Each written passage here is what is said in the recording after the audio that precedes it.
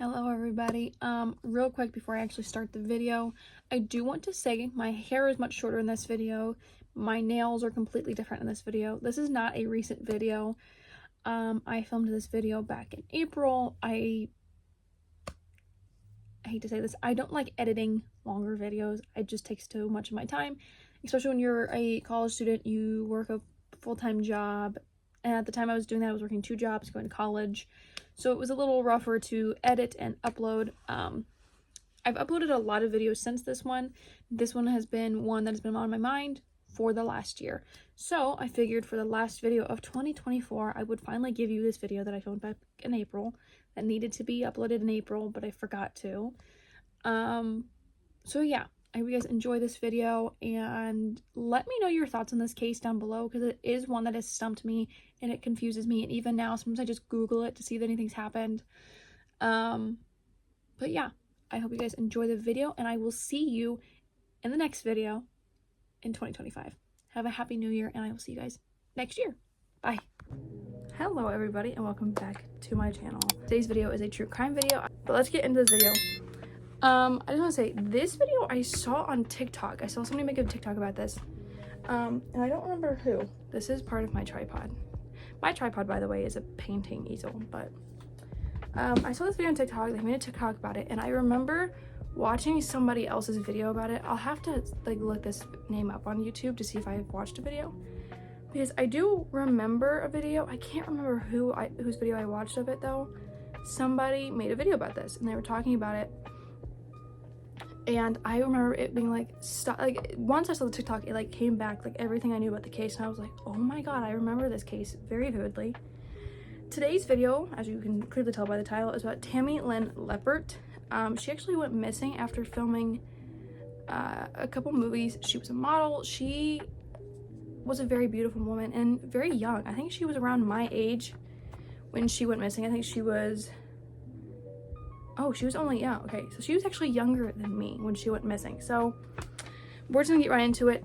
If you enjoy the video, please like and subscribe, and comment down below anything I missed in this video, because this, when I was researching, I used this one website, talked about this case, and then it talked about like some of the connections about other killers like that could be connected to this, but yeah. Also, remember, you can send in anything you want me to do on the channel. There's a Google form. But like always, that's at the end of the video. So Tammy Lynn Leppert was born February 5th, 1965, and she actually disappeared July 6th, 1983. She was only 18 years old, and she was an aspiring actress and model. She had entered her first beauty contest at just 4 years old, and by the time she was 16, she had participated in over 300 contests and took home 280 crowns. In total, out of those 300 contests, she didn't take home 20 crowns. That is, to me, like, I'm like, that's so crazy. Like, how do you do that many and only take home? Tammy lived in Rockledge, Florida with her mother, Linda Curtis.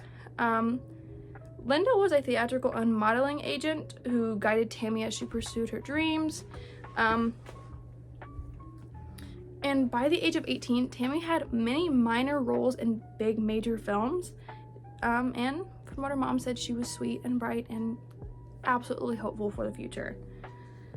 In 1983, Tammy had actually ended up landing a part in a popular teen movie called Spring Break. I had never heard of this, so I will put the cover up. It was directed by Sean S. Cunningham and filmed in Fort Lauderdale, Florida, so it wasn't like out of her state. Like, she didn't have to go anywhere really to film it. Tammy had been cast as the female boxer in the film. It is also believed that her torso, hips, and legs are what are featured on the movie's theatrical poster. So, who knows? The movie came out in 1983, I do believe, but she filmed it in 1982, because I messed up there. That's on me. In July of 1982, Tammy had gone alone to a weekend party after filming. So this is like an after party filming movie. We did it. Congratulations. Let's go film a video. Or let's go film a video. Let's go party. Her best friend, Wing Flanagan, said that Tammy returned from the party like a completely different person. Like, this party changed Tammy. Wing said he asked her what was on her mind, what was bothering her, and every time he'd ask, she would just kind of change the subject. She was just like, I don't want to talk about it, I don't want to talk about it, I don't want to talk about it. He described her behavior as fearful and like paranoid. So she goes to this party after filming this movie, something happens at this party, and it's causing her to be fearful, it's causing her to be paranoid. Like, there's just something that happened at this party that has made her fear for her life. During this time that like Wing is like asking her like what's wrong, what's going on, all this, all that, her mother is agreeing with him and basically said that at this time Tammy thought that someone was going to kill her. Tammy had also become very careful with what foods she ate, what drinks she consumed. Almost like she was afraid that somebody had like poisoned her food and her drinks. Like, she just was so fearful of that. Tammy had also told her mother she had seen something awful at this party, like something really horrible. And Tammy even told her mother that they were trying to kill her. And Linda, her mom, was like, who's they? Who is trying to kill you? Like, you need to tell me something. At this time, Tammy began isolating from people. She would stay in her room. She would have others test her food before she did. Like, she would make other people eat her food or drink her drinks before she did to make sure that they didn't die. It became difficult for others to see if her fears were genuinely fears or if they were more delusions. Like, how to put this, almost like schizophrenia. Like, they didn't know if she was like genuinely experiencing this type of thing or was it schizophrenia. Like, they just didn't know what it was. But despite her state of mind, she actually accepted a small role in one of the biggest movies known. She was in this role literally right before she disappeared. This role was in none other than Al Pacino's Scarface. I've actually never seen Scarface. My brother says it's a really good movie. I probably should watch it after filming this video just to be like, is this really what it's like? Scarface was filmed in Miami, Florida, which was a 2-hour drive from Tammy's house with her mother. Tammy was selected to be the bathing suit beauty to distract the character Manny and his lookout car during the gruesome chainsaw bathroom scene. It is said that she was the youngest person on set when they filmed. By the way, like I just said, never seen the film, so if you know that scene, that's Tammy. I've never seen it, so maybe I need to watch it. But since she was the youngest person on set, she was actually being noticed a lot because she's young, she's beautiful, she's talented, you know. So during the March 1983 filming, she stayed with a family friend named Walter Leibowitz, who was a California attorney who resided in the Miami area. All seemed to be going really well on the set of Scarface until about the 4th day of filming, and according to Walter, he received a call from the casting director to tell him that Tammy had a breakdown on set. Like, they said it was a scene where someone was supposed to be shot and had artificial blood spurt out, and they said that Tammy was watching the scene, she started crying hysterically, and it got so bad they had to take her to her trailer. Tammy was in tremendous state of fear and anxiety. What it was that caused this great fear in her, nobody knew. And when Walter spoke to Tammy's mother, he told her that she should take Tammy to the doctor and try to take her to the police to find out what the problem was, if it was psychological or if it was like there was something, like someone was trying to get to her. That was Tammy's fear. He wanted her to take her daughter to the doctor to see if it was it psychological or was it genuinely like somebody is after her, and get to the bottom of it. Also recall that Tammy was talking about of money laundering, and he genuinely thought there was something to Tammy's claims. Like, he said something along, like, he was basically like, whatever Tammy's saying at this point is like, there's something genuinely happening, whether it be psychological, whether it be real, there is something happening. While everyone was concerned for her, Tammy actually returned home, and concerned that her daughter's like fears were genuine and real, Linda took her to the Brevard County Sheriff's Office, but Tammy actually refused to tell them that she thought her life was in danger. She refused. On July 1st, 1983, Tammy accidentally locked herself out of her house and used a baseball bat to break the windows to get back in. This was kind of the moment like where Linda, her mom, probably genuinely thought that like her daughter had cracked. Like, something was wrong with her daughter. Like, you don't usually, like, that's not your first thought when you accidentally lock yourself out. You usually go, okay, let's see if I've accidentally left a window unlocked, or is there a way that I can jimmy this door open? Like, she took a baseball bat to her windows. That just to me is astonishing. Linda checked Tammy into a psychiatric hospital in Brevard County where she underwent 72 hours of observation. And drug testing, the test results were actually negative, and it determined that Tammy did not suffer from a significant mental illness, and Tammy was released. On July 5th, Tammy actually went out for an evening with her friend Rick Adams and told him that she might be going away for a while. And she didn't go into further detail about this, but Rick actually recalled later on that she was going to film a movie in California for a few months, so he just assumed that was what she was talking about. On July 6th, Tammy and her friend Keith Roberts decided to go to Cocoa Beach at 11 a.m. Keith would actually later tell authorities that he and Tammy had an argument and that Tammy requested to just be dropped off. And he said that he left Tammy in the parking lot of the famous Glass Bank building in Cocoa Beach, near an Exxon gas station on State Road A1A, and no one would ever see Tammy again. July 11th, her mother Linda would make a missing persons report, and keep that missing persons report in mind because that's going to come back in a little bit. Because there's just a connection there, I guess. Reports have said that Tammy had no shoes or purse when she went missing. This is not true because according to the police report, she was wearing a blue shirt with floral appliques, a blue denim skirt, and was carrying a gray purse and wearing flip-flops. The local newspaper, Florida Today, ran an article called "Have You Seen Tammy Lynn?" In this article, Keith said that Tammy had called him in Lakeland, where he actually was working at a bank at the time, and asked him to pick her up. So he was like, "Yeah, I'll pick you up." In the car, she asked him if she could borrow $300, and they fought because he would not drive her to her friend's house in Fort Lauderdale, which is ironic because wasn't there a movie filmed in Fort Lauderdale? Scarface was filmed in Miami. Spring Break was filmed in Fort Lauderdale. Keith remembers and said, at that point, she said, let me out. So I just said, okay, whatever you want. And that's the last time I saw her. Before anybody gets on to this, because I see a lot of people all the time whenever there's a friend that's the last person to see this people like, well, did they really look into the friend? Did they really this? Did they really that? By the way, police did a very shitty job with this case, and I think her mother knew that. I think everybody knows that Tammy Lynn's case was just treated immediately like a runaway. It's really sad when it's always a friend that's the last person to see them, and it's always a friend who's the last person to see them, and it's always that they had an argument right before. I've noticed that in a lot of true crime cases. I'm like, if the friend is the last person to see them, they usually have an argument, and then like nobody's ever seen them again. And if they do see them again, they're dead. So, but yeah. Tammy did make 3 final phone calls, and they were all 3 frantic. One of them, by the way, everyone assumes that these were made from the gas station she had been near. One of these calls was to her Aunt Ginger. Her Aunt Ginger's business, balloonics, and her aunt later recalled that she sounded really afraid of somebody. They've never figured out who the next 2 calls were to.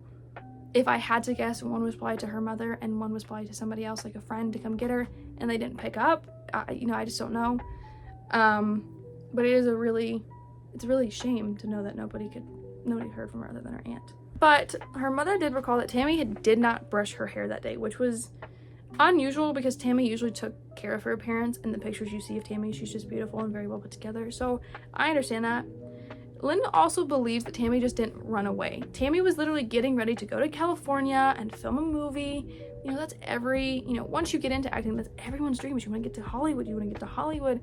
She was getting to go to Hollywood. Tammy's last words to her mother actually were, "Bye, Mommy. I'll see you in a bit, okay?" I read that when I was researching. I read that those were her last words to her mom, and I was like, I teared up because I was like, I can't imagine being a mom and that being the last thing my daughter says to me and having no idea where my child is. So sadly, Linda actually never knew what happened to her daughter because she passed away on October 4th, 1945 at the age of 54. Linda never knew what happened to Tammy, never knew where her daughter went, what happened to her. Did somebody hurt her? Did she just up and run away? Like, Tammy had no idea what happened to her kid. And to this day, nobody knows what happened to Tammy. But prior to her death, Linda had been writing a screenplay that accused local elites of having something to do with her daughter's disappearance. Linda also believed that Tammy was kidnapped because she had knowledge of violence, drugs, and a money laundering operation. Keep in mind, Tammy had told her friend that she witnessed money laundering, so she also criticized authorities for mishandling the investigation into her daughter's disappearance because they treated it like a runaway case, like they do every time an adult goes missing. If you're over the age of 18 up and you go missing, police are immediately gonna say you're a runaway, that you can willingly do whatever you want. So now that we've gone over Tammy, her disappearance, what her mother believes of it, what the hell did Tammy see at that party that like made her freak out? What did she see that made her have other people test her food and drinks before she did to see if they died? What made her so paranoid that she broke the windows to get into her house? Why did she need the $300 to go to a friend's house in Fort Lauderdale? What did she see at this party? So many people have speculated that Tammy suffered from paranoid schizophrenia, which is normal. A lot of people that do experience delusions and paranoia and all that. But I feel like, having read all that and researching this, that she genuinely saw something that traumatized her. Because as somebody who, it wasn't as traumatic as what she probably saw, when I got hit by the firework last year, I literally, anytime like a big bang happened, it was like I would be paranoid. If I smelled like the fire for the first 2 weeks, we had fires, my body would I would start to sweat, and I'd be like, okay, you're like shaking a little bit. It genuinely made me paranoid because I had been hit, I was scarred. Like, I can't imagine what happened to Tammy and what she saw to make her want other people to test her food and drink before her. Like, what caused that? And I mean, why else would she have acted the way she did in Scarface? Like, why else would she have had that breakdown, seeing somebody get shot and like bleeding? Like, what caused that? Like, something had to have happened for her reaction to be that while filming Scarface. Like, that is just, to me, crazy. My thing is, what made her so paranoid? Like, who was this person that she said was gonna kill her? Like, these people, who's they? We don't know who they are. And why did she make 3 frantic phone calls from a payphone to her aunt? Like, one was her aunt. Who were the other two to? Like, we need to know that, but we don't know that. So other people have theorized that there's a serial killer involved. And this one, I've heard about him. Comment down below if you'd like to see a video about him, because there was a lot that I kind of just like skimmed through him and I was like, oh, okay. So when we're looking into the police report, like I mentioned earlier, that Linda made for her daughter, the name that her mother mentioned that Tammy had recently become acquainted with, is blacked out. Like, you don't know who the name is. Some have speculated that this name is that of Australian-born serial killer Christopher Wilder. He's also known as the Beauty Queen Killer. Can we stop giving serial killers monikers? It's fucking ridiculous, and only makes them want to do it more. The Night Stalker, yeah, remember him? Yeah, get rid of it. This man was known to have abducted and raped at least 12 young women and murdered at least 8.